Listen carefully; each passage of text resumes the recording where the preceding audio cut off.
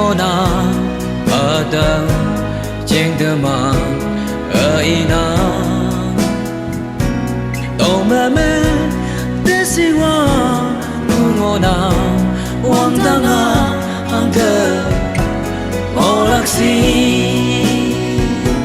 đâu cần đến ngồi hoàn đời hoàng tăng hàng ly ngô là cái đó đâu cần đến ngồi hoàn đời hoàng tăng hàng ly ngô là cái đó làm như hoa hôn lên yang ở tổ ca cơn xa vì yang ở tổ mơ mô mấy bu ai ye cơn cha hoàng tăng hàng cờ ngô lạc si tổ cần đến ngồi hoàn đời hoàng tăng hàng ly ngô là cái đó đâu cần đến ngồi hoàn đời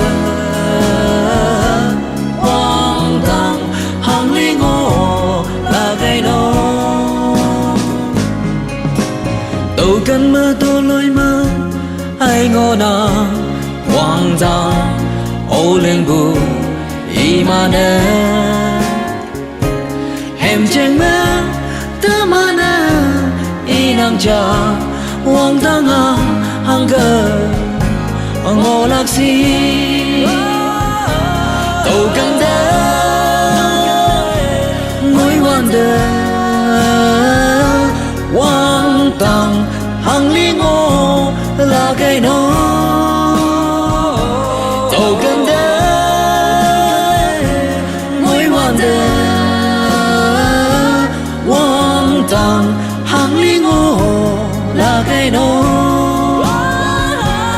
hoàng tăng hàng ly ngô là cái đó.